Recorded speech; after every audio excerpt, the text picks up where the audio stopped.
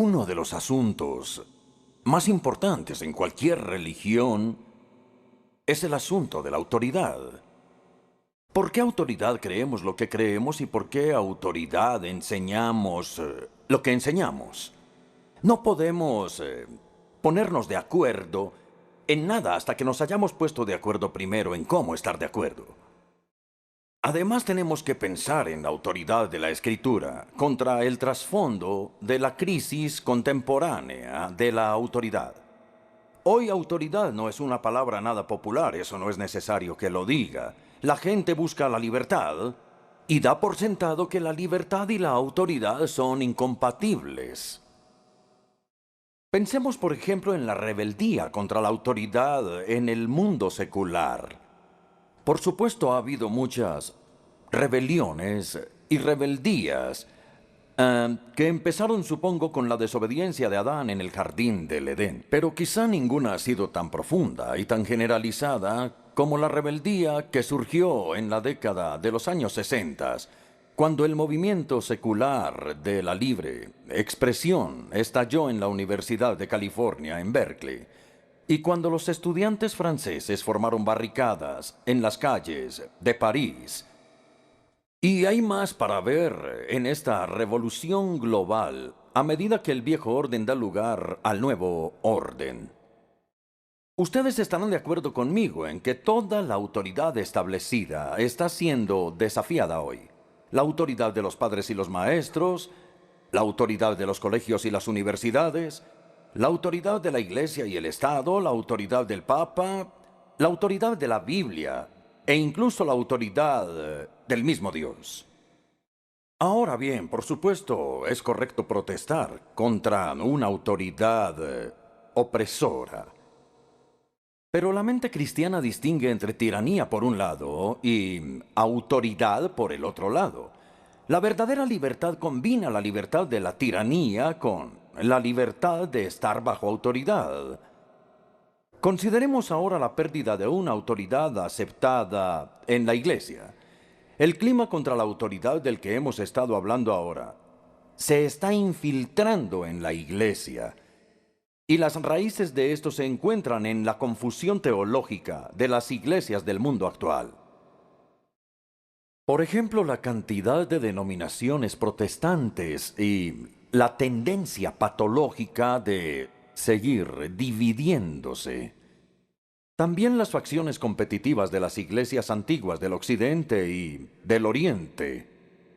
O también la controversia sobre algunas iglesias del mundo que tienen una base doctrinal bastante buena, pero que es mínima. También está el espectáculo poco edificante en la televisión de líderes de la iglesia occidental que o no saben en lo que creen, o si creen que saben lo que creen, entonces están en desacuerdo los unos y los otros sobre lo que creen. Es una etapa de confusión teológica. Creo que incluso lo podríamos llamar un estado de caos teológico. Y la razón fundamental de esto es la falta de acuerdo sobre el asunto de la autoridad. Bien, en teoría, todos los cristianos confiesan la autoridad de Jesucristo. Jesucristo es el Señor.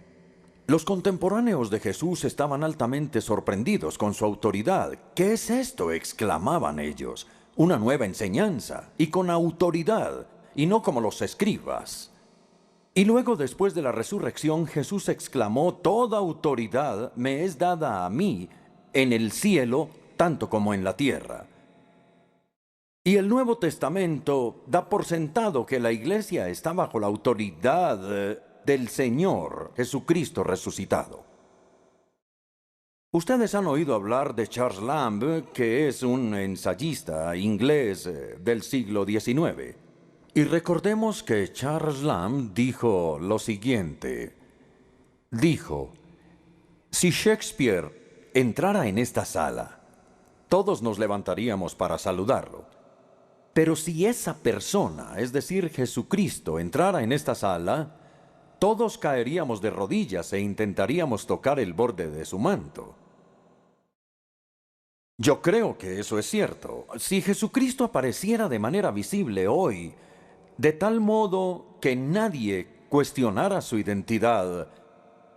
Y si hablara de manera audible hoy, de modo que nadie pudiera confundir su mensaje, es muy posible suponer, bueno, no sé si esto sucedería, pero es muy posible suponer que la iglesia lo escucharía y creería y obedecería. Pero el hecho es que, como lo sabemos muy bien, Jesucristo no va a aparecer ni va a dirigirse a la iglesia, por lo menos hasta el día final. Y en ese momento ya será muy tarde. Entonces la pregunta que nos atañe esta noche es cómo Jesucristo, que tiene esta autoridad en su mano, cómo Jesucristo habla hoy, cómo ejerce su autoridad, cómo gobierna su iglesia. Esa es la pregunta que vamos a tratar esta noche. Ustedes pueden ver que hay 5 respuestas principales para esta pregunta. Y yo creo que puede ser muy útil mirarlas brevemente. Primero, la Iglesia Católica Romana dice que Cristo gobierna su iglesia a través de lo que ellos llaman el magisterio. Se trata de la autoridad que ellos creen que Dios le ha dado al Papa y a los obispos católicos que rodean al Papa. Luego tenemos las iglesias ortodoxas orientales. Ellos buscan su autoridad en lo que llaman la tradición santa.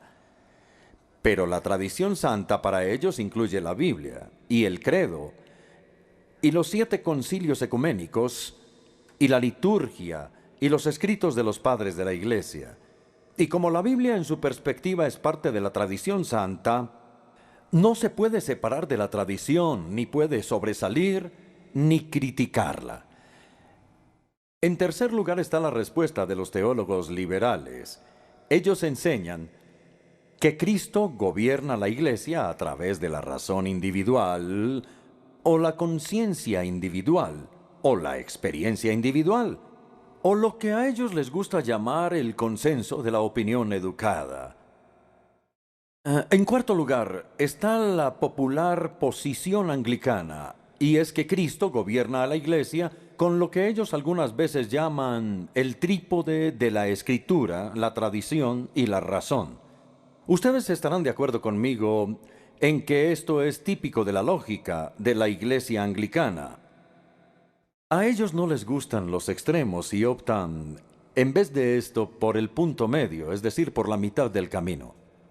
Pero en la práctica, el trípode no puede funcionar porque ¿qué sucede cuando las 3 autoridades entran en conflicto entre sí? Hablo de la escritura, la tradición y la razón. Debe haber una autoridad suprema que esté por encima, lo que me lleva a la quinta explicación, que es la explicación reformada y evangélica. Cristo gobierna a la iglesia a través de la escritura. La escritura es el decreto real por medio del cual el Rey Jesucristo gobierna a su iglesia. La tradición y la razón son importantes. Ambas juegan un papel vital en la explicación de la escritura y en la aplicación de la escritura, pero la escritura tiene una autoridad suprema en la iglesia. Muy bien, esa es la tesis que voy a tratar de desarrollar esta noche. La razón por la cual la Iglesia se ha sometido durante toda la vida a la Escritura es porque el Señor Jesucristo lo hizo e instó a los discípulos a hacer lo mismo. De manera que la autoridad de Cristo y la autoridad de la Escritura o permanecen juntas o caen juntas. La Iglesia no puede repudiar lo que el Señor ha afirmado. Por supuesto, Jesús vivió entre los 2 testamentos. Cuando estuvo aquí en la tierra, miró hacia atrás al Antiguo Testamento, que ya estaba completo. Pero también miró hacia adelante al Nuevo Testamento, que todavía no había empezado a ser escrito.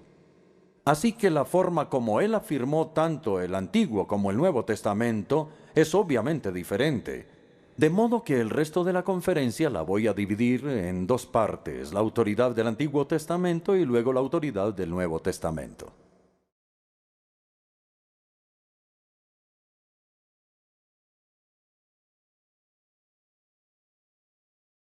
Consideremos por un momento la visión que tenía Jesús de la Escritura, como se ve en el uso que hizo de ella. Su sumisión personal a la Escritura del Antiguo Testamento se ve en tres esferas. Primero, se ve en su obediencia moral o en su conducta moral. Jesús estaba determinado a obedecer lo que se había escrito sobre él en la Escritura. Creo que no hay ejemplo más admirable que su encuentro con el diablo en el desierto de Judea, cuando fue tentado a dudar y a desobedecer a Dios. Y cada tentación, Jesús la enfrentó con una cita correspondiente de Deuteronomio 6 o Deuteronomio 8. Aléjate de mí, Satanás. Es lo que Jesús le dijo al demonio. Aléjate de mí porque escrito está, aléjate. Esa sola palabra griega, geograptai, quiere decir escrito está, era suficiente en sí misma. No había necesidad de discutir el asunto, no había necesidad de argumentar, no había necesidad de invitar al diablo a la mesa de negociaciones. El problema ya había sido resuelto por la Escritura, escrito está. Entonces, no desobedecerás porque escrito está en la Escritura. La subordinación voluntaria del Hijo de Dios a la palabra de Dios es demasiado significativa. Jesús mismo vivió bajo su autoridad moral por sí mismo. En segundo lugar, vemos su sumisión en su misión oficial, en su comprensión de lo que era su misión en el mundo.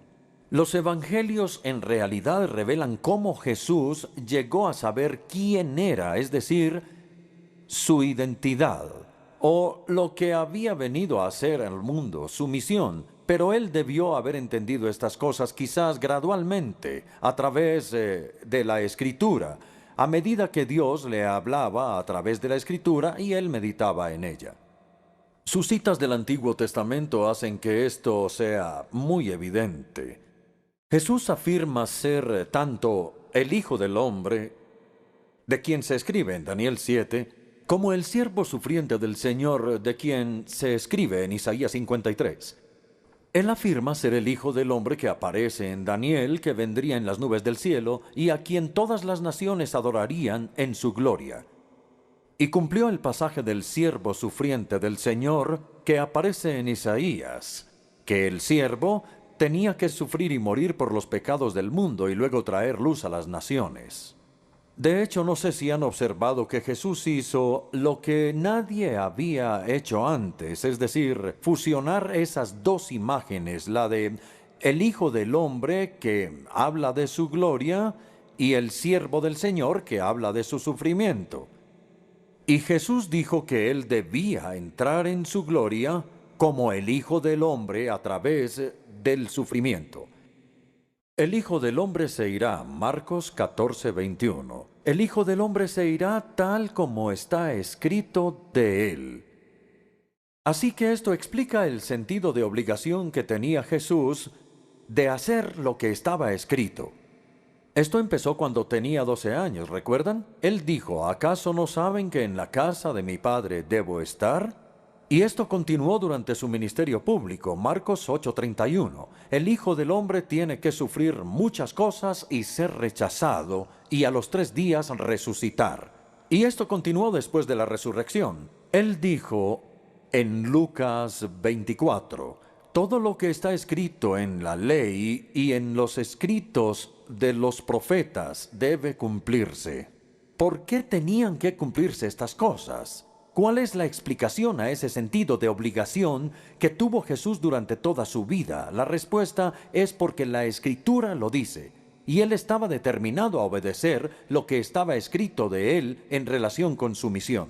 Así que de manera voluntaria y deliberada Jesús se puso a sí mismo bajo la autoridad de la Escritura. Estaba determinado a cumplir la Escritura en su misión y en los estándares morales de su conducta. Fue así como en el jardín de Getsemaní Pedro sacó su espada, la desenfundó en la noche y cortó la oreja derecha del siervo del sumo sacerdote. ¿Recuerdan lo que dijo Jesús? Le dijo que guardara su espada. Y luego le dijo, ¿acaso piensas que no puedo pedirle a mi Padre? Y él me enviaría más de 12 legiones de ángeles. Pero entonces, ¿cómo se cumplirían las escrituras que dicen que así tenía que suceder?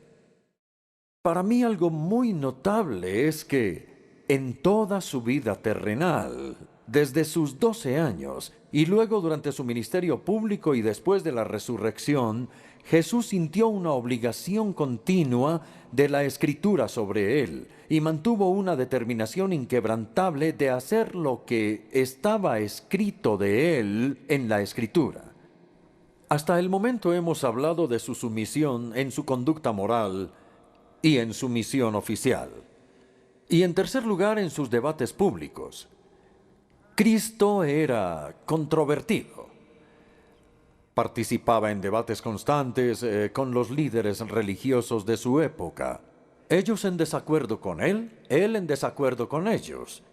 Y el punto es que en cada pregunta o en cada conflicto, Jesús veía la Escritura como el último tribunal de apelación. ¿Qué es lo que dice la Escritura? ¿Cómo es que la interpretan?, preguntaba. Y en especial él criticaba a los fariseos y a los saduceos. Criticaba a los fariseos porque le agregaban a la Escritura y criticaba a los saduceos porque le restaban a la Escritura. Ellos agregaban sus propias tradiciones. Y Jesús les decía, ustedes rechazan los mandamientos de Dios solo por seguir sus tradiciones. Ustedes ponen las tradiciones por encima de la Escritura y no deberían hacerlo. Luego criticaba a los saduceos porque le restaban el elemento sobrenatural. Ellos no creían en lo sobrenatural. Y Jesús les decía, ¿no es por esto que están ustedes errados? Ustedes ignoran las Escrituras y el poder de Dios. Entonces, en relación con el Antiguo Testamento, queda fuera de duda que el Señor Jesucristo se sometió personalmente a Él como la palabra de su Padre Celestial, en su conducta moral, en su misión oficial, en sus debates públicos. El hecho decisivo de él era lo que estaba escrito en la Escritura. Eso resolvía cualquier incertidumbre y no hay ningún ejemplo en el que Jesús contradiga la Escritura. Solamente hay ejemplos en los que cumple la Escritura. Y ya sé lo que muchos están pensando. Se deben estar preguntando qué hay acerca de las 6 antítesis del Sermón del Monte, cuando él decía, ustedes oyeron que fue dicho, pero yo les digo algo diferente. Es importante que entendamos primero que Jesús no estaba contradiciendo a Moisés. Él nunca contradijo a Moisés. Él estaba contradiciendo las distorsiones y todas las perversiones que los escribas hicieron de Moisés. Él contradecía no lo que estaba escrito en la Escritura, sino lo que se había dicho, la tradición oral. Así que la evidencia de los evangelios no se puede contradecir. El corazón, en mente y en vida, Jesús se sometió humildemente al Antiguo Testamento, como la palabra de Dios escrita. Como Él lo hizo, nosotros debemos hacerlo. En la pantalla verán que hay 2 maneras posibles de escapar de la lógica que hemos tratado de desarrollar hasta ahora. La primera ruta posible de escape es decir, bueno, pero es que Jesús estaba equivocado. Él pensaba que la Escritura era la palabra de Dios, que tenía autoridad, que era inspirada y que era infalible, pero estaba equivocado. Él estaba encarcelado por la encarnación en la mentalidad limitada de un judío del primer siglo. Entonces, claro que creía en la autoridad de la Escritura. Todos los judíos contemporáneos creían en la autoridad de la Escritura, pero como ellos, él estaba equivocado. Esta teoría se conoce comúnmente como la teoría de kenosis. Kenosis en griego significa vaciamiento. Esta palabra está tomada de Filipenses 2:7, ekenosensioton, que se vacía a sí mismo en la encarnación. Entonces, la pregunta que los teólogos de todos los tiempos han debatido es ¿de qué se vació? Los eruditos liberales dicen, bueno, si no se vació de su deidad, por lo menos se vació de su conocimiento sobrenatural y como él se vació fue de eso, es entendible que haya cometido errores. Y entre los errores que cometió está la perspectiva errónea de la Escritura. Ahora pensemos cuidadosamente en esto. Es verdad, hasta donde podemos decir, que durante su vida en la tierra Jesús no era omnisciente. Por lo menos hacía preguntas, lo que sugiere que él no sabía la respuesta. De otra manera no habría tenido mucho sentido hacer preguntas como ¿cuál es tu nombre? Pero lo más importante es que él específicamente dijo que no sabía la fecha de su venida. Él dijo que los ángeles no sabían, que los seres humanos no sabían y que él no sabía, que solo el Padre sabía cuándo él regresaría. Entonces, lo que es notable sobre la declaración de Jesús es que él sabía lo que no sabía. Él no era ignorante de su ignorancia. Así que como sabía los límites de su conocimiento, él permaneció dentro de ellos y no se salió de ellos. Él enseñó solo lo que su padre le dijo que enseñara y por consiguiente no cometió errores. Aunque yo no pienso que él era omnisciente, sí era inerrante. Y entonces su enseñanza sobre el Antiguo Testamento no tenía errores, y eso era verdad.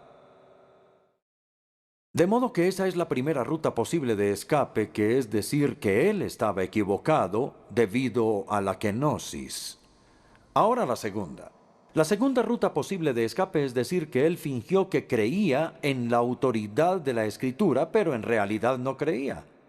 Él sabía perfectamente bien que la Escritura no era infalible, pero como sus contemporáneos creían que sí lo eran, y como él no quería, digamos, molestarlos en exceso, entonces él continuó con su error y fingió que él también lo creía. Esta es la teoría de la acomodación porque él deliberadamente se acomodó a su perspectiva, aunque él sabía que estaba errada. Pero esta teoría, como espero que ustedes estén de acuerdo conmigo, es intolerable. Atribuirle a Jesucristo el engaño consciente es una calumnia a su propia integridad.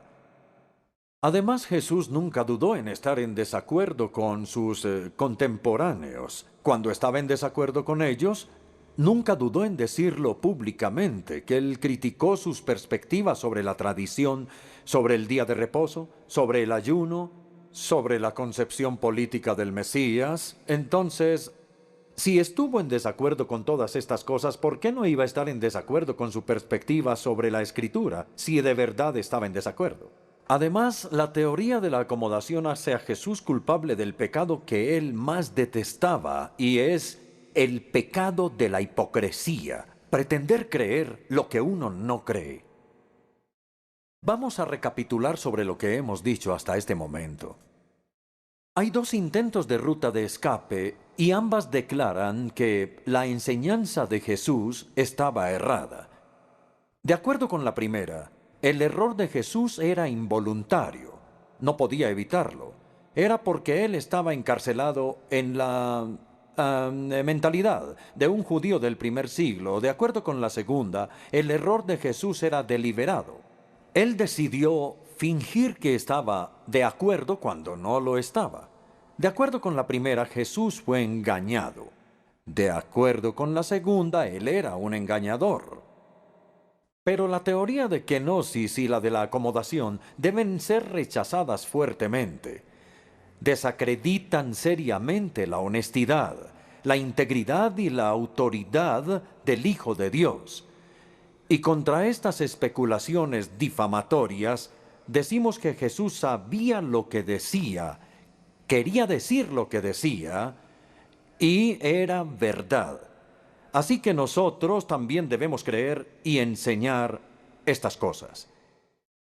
Ahora pasamos de la autoridad del Antiguo Testamento, el cual Cristo aprobó, a la autoridad del Nuevo Testamento.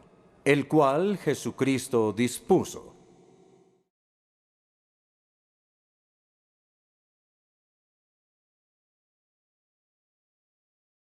El argumento es el siguiente. Jesús no solamente previó las escrituras del Nuevo Testamento, paralelas a las escrituras del Antiguo Testamento. Él no solo las previó, sino que era su intención que se escribieran.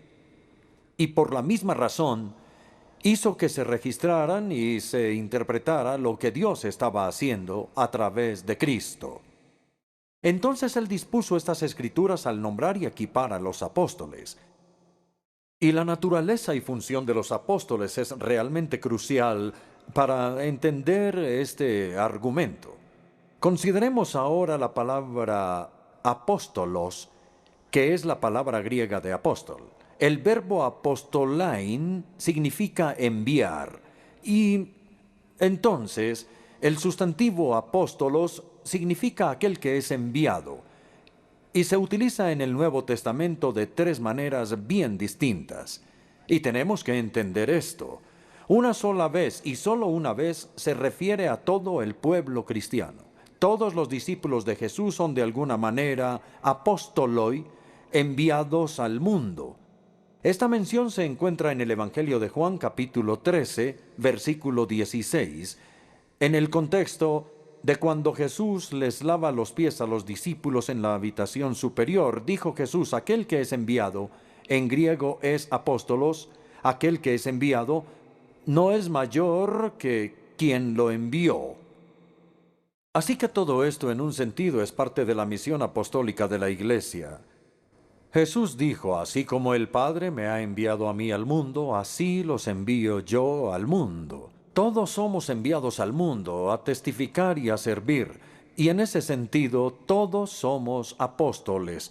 Todos compartimos la misión apostólica de la Iglesia, que es compartir el Evangelio con el mundo. Pero 2 o 3 veces la palabra apóstolo se utiliza con respecto a los apóstoles de las iglesias. Nosotros los llamamos los socios de las misiones, o ahora, si ustedes prefieren, misioneros enviados por una iglesia a otra para cumplir alguna tarea o asignación.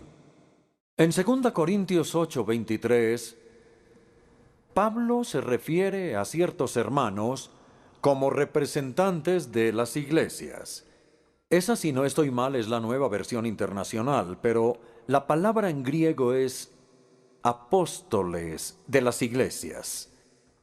Y en Filipenses 2:25, Pablo dice que Epafrodito, que era un miembro de la iglesia de Filipos, dice el apóstol Pablo en la carta a los filipenses que es un mensajero, su representante, literalmente su apóstol, porque ustedes lo enviaron para una tarea que en realidad era traerle algo de dinero al apóstol Pablo. Así que una vez y solo una vez la palabra apóstolo se utiliza para nosotros. 2, 3 o 4 veces en su uso en el Nuevo Testamento se refiere a los apóstoles de las iglesias, misioneros.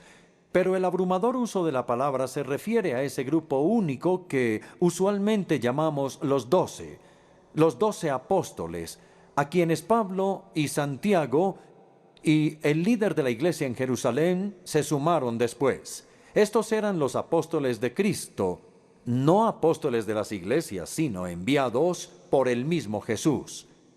Para entender la importancia de esto, vamos a considerar el doble trasfondo de la palabra apóstolos. Por un lado, el trasfondo profético y por otro, el trasfondo rabínico. El apóstol era el equivalente de ambos en el Nuevo Testamento. Tomemos los profetas del Antiguo Testamento. Los profetas se describen como enviados por Yahvé. Yo te envío, le dijo Dios a Moisés. Y le dijo a Isaías: ¿a quién enviaré? ¿Quién irá por nosotros? E Isaías dijo: aquí estoy yo, envíame a mí. Y esa fue exactamente su comisión como profeta. Dios le dijo a Jeremías: debes ir a todos los que te envíe. Y de nuevo a través de Jeremías, Dios dijo a los israelitas día tras día: Una y otra vez les envié a mis siervos los profetas. Y esta palabra enviar que se utiliza, es decir, solo les he dado una pequeña muestra de algo que se usa una y otra vez en el Antiguo Testamento, es muy importante y se utiliza tanto para falsos como para verdaderos profetas. Dios dijo, ellos están profetizando mentiras en mi nombre y yo no los envié. Entonces no tenían comisión como profetas. Yo no los envié.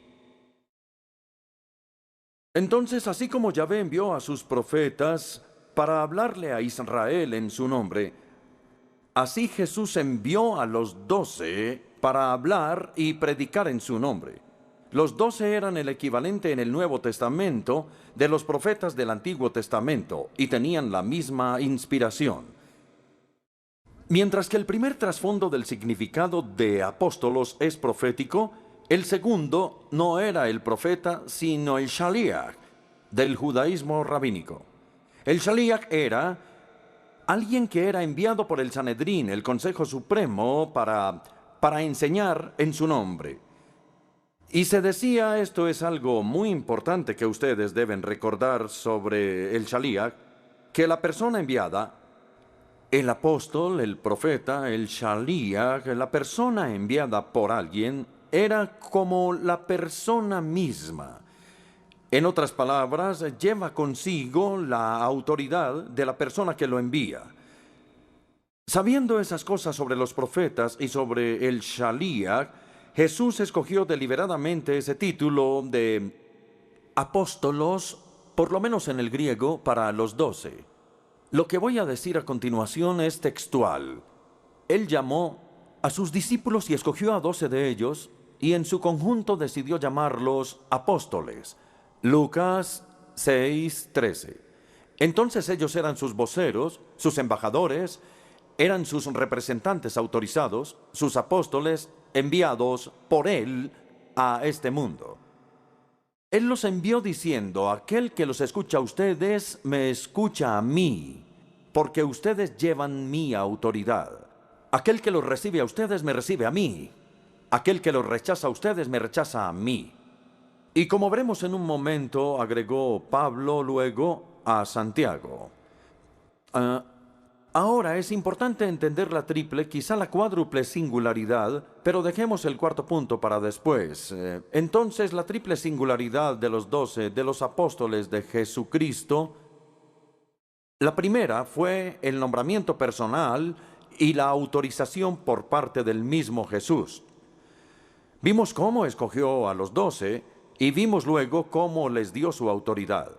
Luego, en el camino a Damasco, que no solamente es la conversión de Saulo, sino la comisión de Saulo, el Jesús resucitado le dijo a Pablo, «Ecoapostelosi, yo te nombro apóstol, yo te hago un apóstol, yo te envío como apóstol», y él fue el apóstol de los gentiles.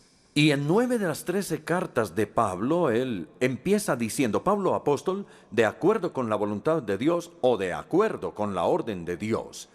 Ahí está el nombramiento personal y la autorización por parte de Jesús. En segundo lugar, ellos debían haber tenido una experiencia de testigos oculares de Jesús. Jesús nombró a los 12 para que ellos pudieran estar con él. Marcos 3:14 les dio inigualables oportunidades de escuchar sus palabras, de ver sus obras y luego de ser testigos de lo que habían visto y oído. Y en el Evangelio de Juan capítulo 15, versículo 27, él dice en la habitación superior, y también ustedes darán testimonio porque ustedes han estado conmigo desde el principio. Cuando Judas debía ser reemplazado como el apóstol 12, Pedro dejó en claro el tipo de requisitos que debía tener. Debe acompañarnos, dice Pedro, durante el tiempo que el Señor estuvo con nosotros, durante todo el tiempo, para que pueda ver todo aquello que vemos nosotros, y de ese modo pueda ser un auténtico testigo de la resurrección.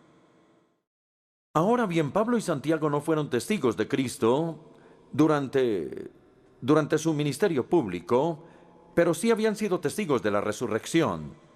Pablo, por ejemplo, porque esta es la razón por la que Pablo pudo llegar a ser apóstol, aunque no había estado con Jesús durante los días de su ministerio público. 1 Corintios 9, versículo 1. ¿No soy yo un apóstol? Dice Pablo. ¿No he visto a Jesús, nuestro Señor? Y afirma que en el camino a Damasco se le concedió ver a Jesús resucitado, y después de haber visto a Jesucristo y de ser su testigo, podía ser un apóstol.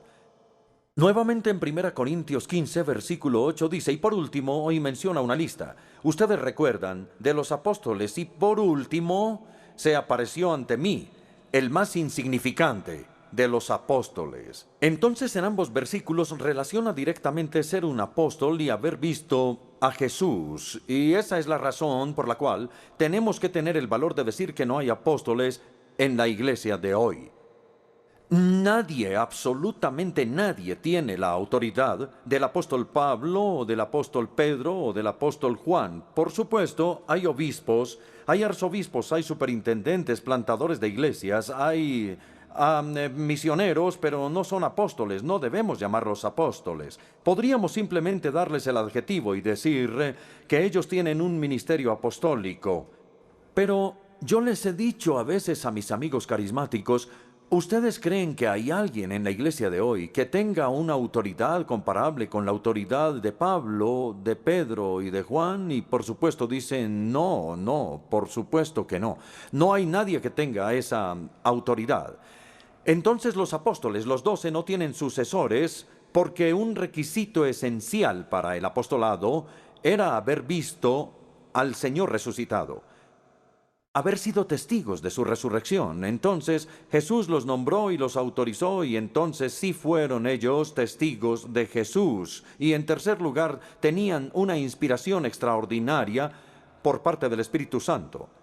Ahora vamos al discurso en la habitación superior de la última noche de la vida de Jesús en la tierra. Y en esa ocasión, en la habitación superior, les dio dos promesas especiales que se aplican no a nosotros, sino a los apóstoles que estaban con él en la habitación superior.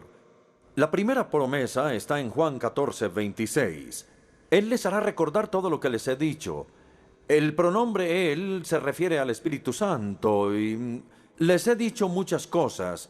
Y cuando Él venga les hará recordar lo que yo les he dicho. Es un ministerio que consiste en recordar. La segunda promesa está en el Evangelio de Juan 16, versículos 12 y 13. Muchas cosas me quedan por decirles. Jesús confesó que su ministerio de enseñanza no había sido tan adecuado porque Él quería enseñarles mucho más, pero ellos eran tan torpes, tan ignorantes, que Él no pudo decirles todo lo que quería decirles. Pero dijo, cuando venga el Espíritu Santo, Él los guiará a toda la verdad. En otras palabras, Él completará o cumplirá el ministerio de enseñanza que yo, Jesús, no he podido cumplir. Ahora bien, estos dos textos por lo general se aplican mal.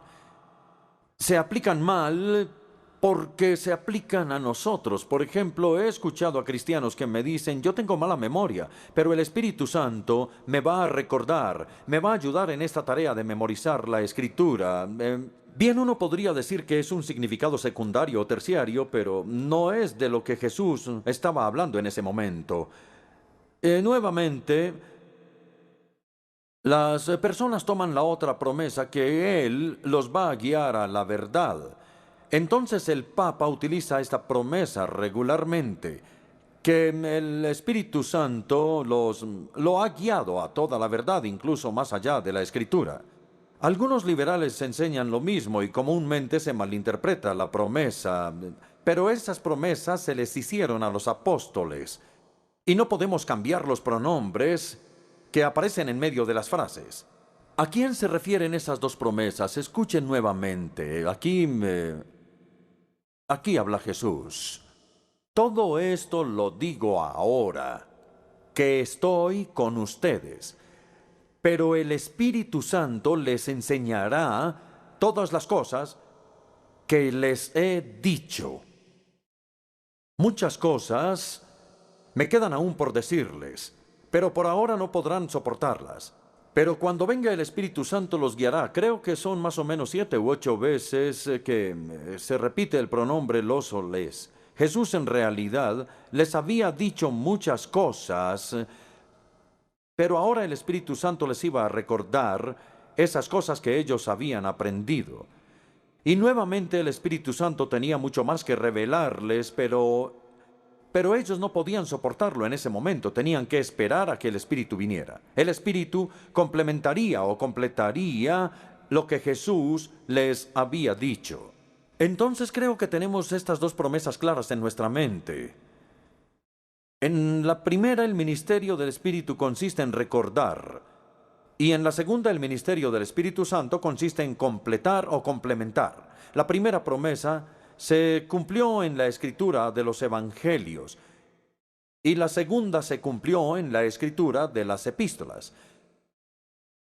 Ahora vamos a ver lo que yo pienso que puede ser la cuarta singularidad de los apóstoles, y se trata de la habilidad de hacer milagros. Nosotros nunca debemos restringir a Dios ni decirle si puede hacer milagros o no.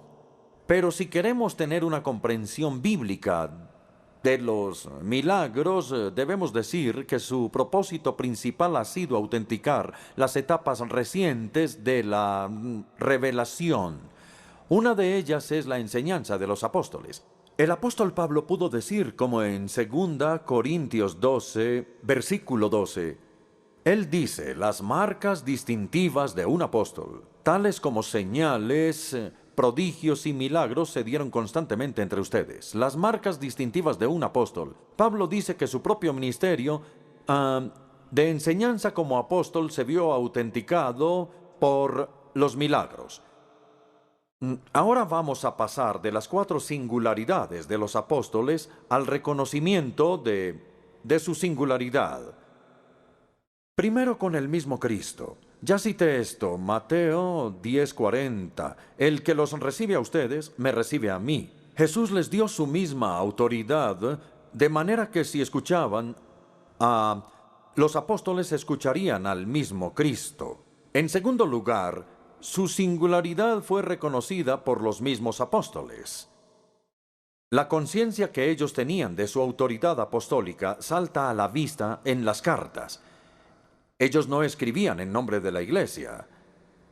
Por el contrario, ellos escribían a las iglesias en nombre de Cristo. Ellos exigían que las cartas fueran leídas en la asamblea pública, junto con las escrituras del Antiguo Testamento. Así que las iglesias empezaron a recolectar las cartas apostólicas y a leerlas durante la adoración. Y Pablo le agradece a Dios en 1 Tesalonicenses, porque cuando los tesalonicenses recibieron su mensaje, no lo recibieron como las palabras de un hombre, sino como las palabras de Dios. Y ahí Pablo está afirmando que sus palabras eran las de Dios. Igualmente, sorprende, creo yo, es en 2 Tesalonicenses capítulo 3, donde Pablo pronunciaba estas palabras. Hermanos, en el nombre del Señor Jesucristo, les ordenamos que se aparten de todo hermano que esté viviendo como un vago. Y si alguno no obedece las instrucciones de esta carta, y nosotros nos preguntamos, pero ¿quién es este que está dando órdenes y que espera que se le obedezca? No hay nadie en la iglesia de hoy que tenga una autoridad comparable a esa. Pero Pablo utilizó esas palabras porque creía que tenía la autoridad de un apóstol. Ahora vamos a Gálatas 4, 14, 15, que en mi opinión es el más extraordinario de todos.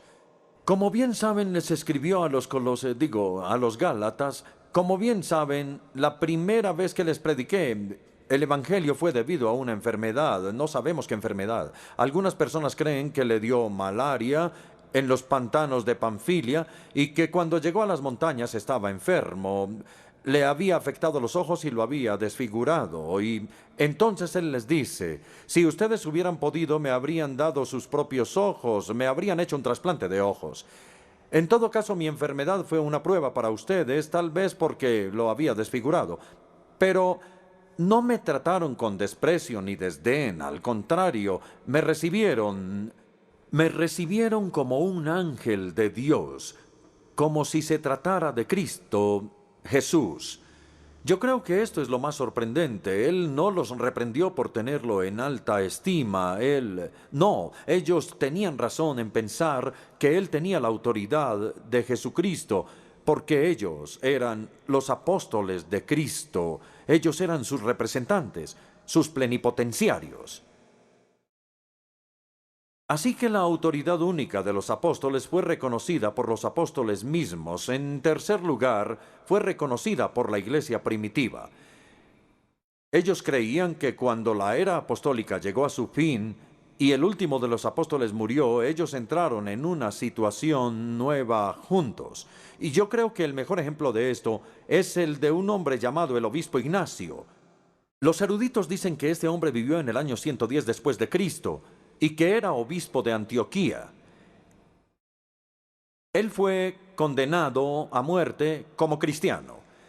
Y cuando iba camino a Roma desde Antioquía para ser ejecutado, y cuando iba camino allá, que obviamente tomó varias semanas, él escribió un total de 7 cartas que han sobrevivido a los romanos, a los tralienses, a los esmirneos y a otros. Y esto es lo que el obispo Ignacio escribió varias veces en sus cartas. No les doy mandamientos como Pedro o Pablo, porque yo no soy un apóstol, sino un hombre condenado. Ahora bien, él era obispo de la Iglesia de Dios. Fue una de las primeras evidencias de lo que llamamos un episcopado monárquico. Pero él dijo, no soy un apóstol, no tengo la autoridad de los apóstoles, y no les puedo dar mandamientos como ellos. Entonces, en las primeras batallas con los herejes, los padres de la iglesia como Tertulio e Irineo apelaron a la enseñanza de los apóstoles. Y también lo hizo Atanasio en su apología de los arrianos. Ahora creo que debemos considerar el canon del Nuevo Testamento y por qué llegó a establecerse. Este no fue finalizado hasta casi la mitad del primer siglo, pero el solo hecho de que la Iglesia haya cerrado el canon y que tuvieran la necesidad de cerrar el canon muestra que trazan una línea clara entre la era apostólica y el período post-apostólico.